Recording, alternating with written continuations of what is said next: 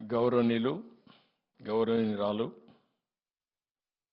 Honourable minister for tribal welfare, women and child welfare Srimathi Gummadi Sandhyarani garu, గౌరవనీయులు ex national ST commission member Sri Gurunathan garu, honourable గౌరవ శాసన మండలి సభ్యురాలు పసుమర్తి అనురాధ గారు, స్థానిక శాసనసభ్యులు గౌరవనీయులు బోండా ఉమామహేశ్వరరావు గారు, ఈ కార్యక్రమానికి ఇచ్చేసిన గౌరవ శాసనసభ్యులు, సెక్రటరీ ట్రైబల్ వెల్ఫేర్ కన్నబాబు గారు, అదే మరి ఇక్కడనే కాకుండా రాష్ట్రం నలుమూలల నుంచి మొత్తం ఐటీడీఏ అన్ని ప్రాంతాల నుంచి అనుసంధానం అయ్యారు. వారందరినీ ఇప్పుడు మనం చూస్తే ITDA office Seethampeta, government junior college Parvathipuram, ITDA office RC Varam, ITDA KR Puram, TWRS Sunnipenta Srikakulam, APRS Chintur, Girijana Bhavan Nellore, ఈ విధంగా వివిధ ప్రాంతాల నుంచి ఆదివాసులందరూ కూడా ఈరోజు ఈ కాన్ఫరెన్స్లో ఉన్నారు. వారందరికీ పేరు పేరున మనస్ఫూర్తిగా అంతర్జాతీయ గిరిజన దినోత్సవ సందర్భంగా మనస్ఫూర్తిగా శుభాకాంక్షలు, అభినందనలు, శుభాభినందనలు. ఇప్పుడే నేను బయట చూశాను. ఒక విధంగా చెప్పాలంటే అనేక కళలు ఉన్నాయి. అరకుకు పోతే ఆడ గిరిజన నృత్యం దేశానికి ఒక ప్రత్యేకత ఉంది. అనేక సాంప్రదాయాలు, మీకు అనేక విధాలుగా ఎన్నో కళలున్నాయి. అలాంటి కళలుండే వ్యక్తులందరూ కూడా గిరిజనులు ఇంకా చాలా వెనుకబడి ఉన్నారు. ఇది దృష్టిలో పెట్టుకుని 1994 ఐక్యరాజ్య సమితి సర్వసభ్య సమావేశంలో ప్రతి ఏడాది ఆగస్టు 9వ తారీఖున ప్రపంచ ఆదివాసీ దినోత్సవంగా జరుపుకోవాలని నిర్ణయించారు. అక్కడి నుంచి మీరు చూస్తే చాలా సంవత్సరాలుగా మనం జరుపుకోలేకపోయాం. తెలుగుదేశం ప్రభుత్వం వస్తానే నేను ఆ రోజు ఆదివాసీ దినోత్సవాన్ని జరపాలని ముందుకొచ్చి జీవో నెంబర్ 127 3/8/2018లో రాష్ట్రంలో ప్రతి సంవత్సరం ఆదివాసీ దినోత్సవాన్ని జరుపుకోవాలనుకున్నాం, జరిపాం. కానీ ఇటీవల కాలంలో ఇది కూడా జరపకుండా నిలిపేశారు. మళ్ళీ ఈ సాంప్రదాయానికి శ్రీకారం చుట్టిన పార్టీ ఎన్డీఏ తెలుగుదేశం పార్టీ అని చెప్పి కూడా నేను మీకు తెలియజేస్తున్నా. ఈరోజు మన దేశానికే రాష్ట్రపతి ద్రౌపది ముర్ము గారు ఉండడం మనందరికీ గర్వకారణం. ఆవిడ్ని మీరందరూ ఒక స్ఫూర్తిగా తీసుకోవాల్సిన అవసరం ఉంది. ఒక మామూలు మహిళ, ఒక స్కూల్లో టీచర్గా పనిచేస్తూ అంచెలంచెలుగా ఎదిగి ఈరోజు దేశానికి అధ్యక్షురాలు కాగలిగిందంటే అది గిరిజనులకు ఉండే, ఆదివాసులకు ఉండే ప్రతిభ. ఆ స్ఫూర్తిని ఆదివాసులందరూ తీసుకుని మీరు కూడా ముందుకు సాగాల్సిందిగా మిమ్మల్ని అందరినీ కోరుతున్నా. ఆదివాసులు అనగానే శౌర్యం, సహజ ప్రతిభ, నైపుణ్యం కలిగిన వ్యక్తులు, ప్రకృతిని ఆరాధించేవాళ్ళు. ఇప్పుడే ఏకలవ్యుడు, ఇక్కడే ఫోటోలు కూడా తీసుకున్నా. ఏకలవ్యుడు నిషిద ట్రైబ్, ఎవరన్నా జీపీటీకి వెళ్తే అది చెప్తుంది ఏ ట్రైబ్ అని కూడా. ఒక గిరిజన కుటుంబంలో పుట్టి టీచరు లేకపోయినా కాదు అని నిరాకరించిన ఫోకస్ పెట్టాడు. విద్యను అభ్యసించాడు. ఎప్పటికీ ఒక ఆదర్శంగా నిలిచే వ్యక్తి ఏకలవ్యుడని చెప్పి కూడా నేను మీకు తెలియజేస్తున్నా. అలాంటి వాడు గిరిజనులో పుట్టడం గిరిజన స్ఫూర్తికి ఇదొక నిదర్శనం. ఇదే కాకుండా ఆదివాసులందరూ వ్యవసాయం, అటవీ ఉత్పత్తులు, హస్తకళలు, జానపద సంగీతం, నృత్యం చేయడం, సాంప్రదాయ ఆహారాలు అంటే మళ్ళీ ప్రపంచం మొత్తం ఈ యొక్క ఆర్గానిక్ ఆహారానికి శ్రీకారం చుట్టే పరిస్థితికి వచ్చారు. ఇవన్నీ ఆలోచించినప్పుడు భవిష్యత్తులో ఈ ఆదివాసులుండే ఈ ప్రాంతాల్లో ఎక్కువ అవకాశాలు కూడా ఉన్నాయని చెప్పి కూడా నేను మీకు తెలియజేస్తున్నా. అన్ని విషయాల్లో మీరు ముందుంటారు. మిమ్మల్ని చూస్తే భారతదేశ స్వాతంత్ర ఉద్యమంలో పెద్ద ఎత్తున పోరాడారు.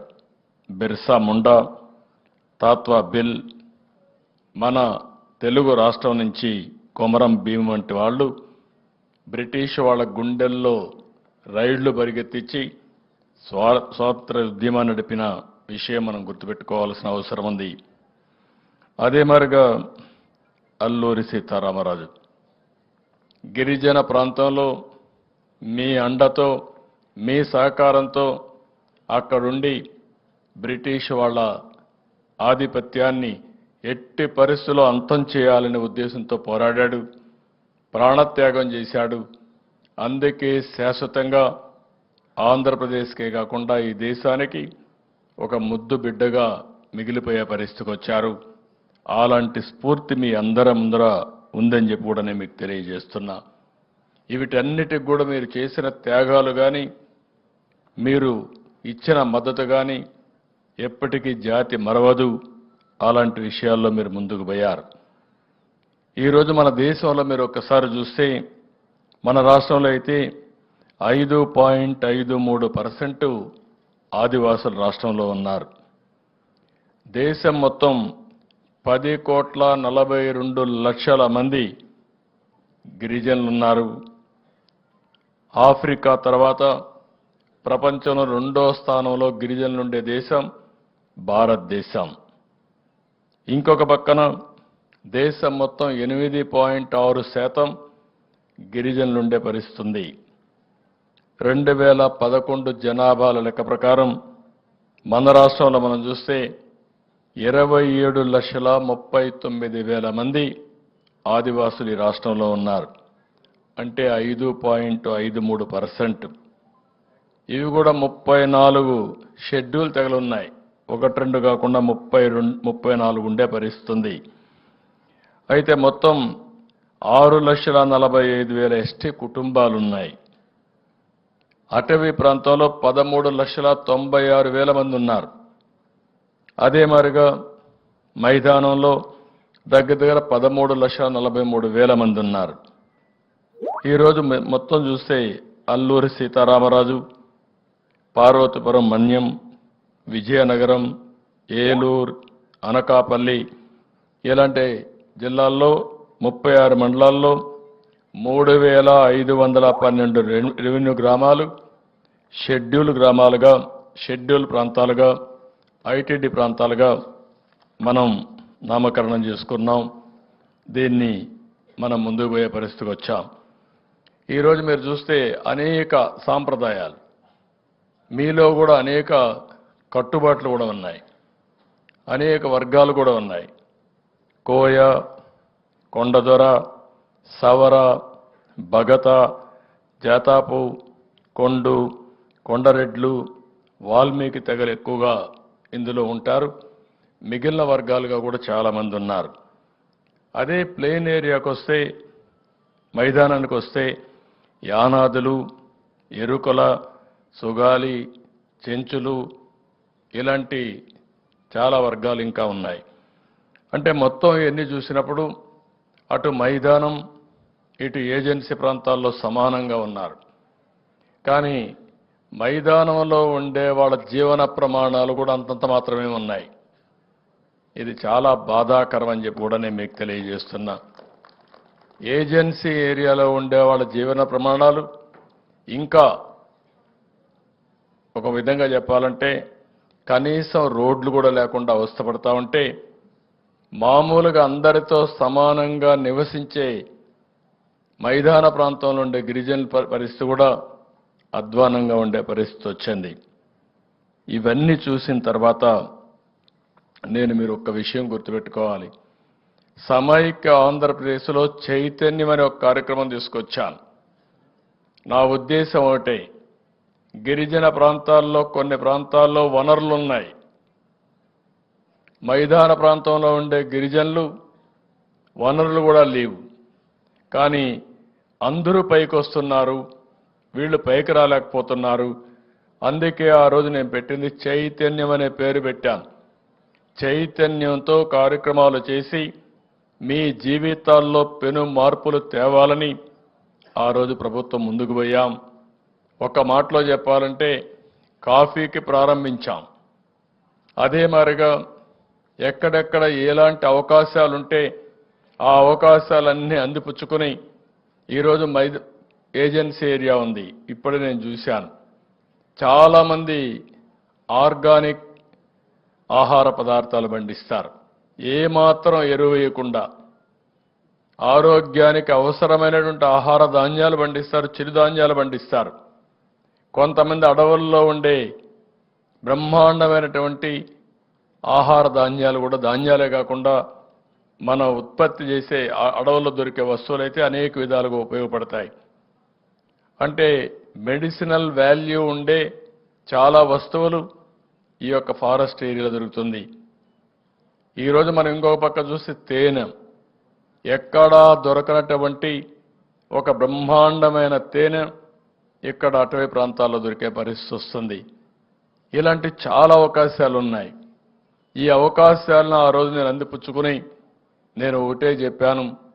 ఆ రోజు నేను చేసిన పని మీరు చూస్తే కాఫీకి నేను ప్రాధాన్యత ఇవ్వడమే కాకుండా దాన్ని లాజికల్గా తీసుకుపోవాలని చెప్పి ముందుకెళ్ళాం. నేను సిల్వర్ ఓక్ ట్రీస్ పెట్టించాను. దాని మీద కాఫీ పంట కిందనేసాం. దానికి ఆ సిల్వర్ ఓక్ ట్రీస్కి ఏవైతే మనకు కావాల్సినటువంటి ఇవన్నీ కూడా ఏవైతే వివిధ రకాలైనటువంటి స్పైసెస్ అన్ని కూడా తీసుకున్నాం. దీనివల్ల ఆదాయం బాగా పెరిగింది. ఈరోజు ప్యారిస్లో కూడా అరకు కాఫీ అమ్మగలిగామంటే అదే దీనికి ఉండే ప్రత్యేకతని మరొక్కసారి మీ అందరికీ తెలియజేస్తున్నా. ఇటీవల ప్రపంచంలో ఉండే అతిపెద్ద పత్రికలు రాస్తున్నాయి, వ్యవసాయం అంటే భారతదేశంలో అరకు కాఫీ ఒక ఉదాహరణ చెప్పే పరిస్థితికి వచ్చారు. ఏదైతే ఎకానమిస్ట్ పేపర్లు కానీ ఇలాంటి పేపర్లని కేస్ స్టడీస్ చేసి ఇది డెవలప్ చేస్తే పేదరిక నిర్మూలన జరుగుతుంది, మారుమూల ప్రాంతాల్లో ఉండే గిరిజనులకు న్యాయం జరుగుతుందని వాళ్ళు కూడా చెప్పే పరిస్థితికి వచ్చారు. అందుకే దీన్ని నేను ప్రమోట్ కూడా చేశాను. మీరు గుర్తుపెట్టుకోవాలి, మార్కెటింగ్ కూడా చేశాను. ఆ రోజు ప్రధానమంత్రి గారు వస్తే, నరేంద్ర మోడీ గారు వస్తే నేను అరకు కాఫీ ఆయనకి ఇచ్చి తాగిచ్చి ఆయన్ని ఒక బ్రాండ్ అంబాసిడర్గా ఉపయోగించామంటే అది గిరిజనుల పైన ఈ ప్రభుత్వానికి ఉండే ప్రేమ. ఒక మంచి వస్తువును తయారు చేయడమే కాదు, ఆ వస్తువు మంచిదని 10 మందికి చెప్పడం కూడా చాలా ముఖ్యం. ఆ పని ఆ రోజు నేను చేశాను.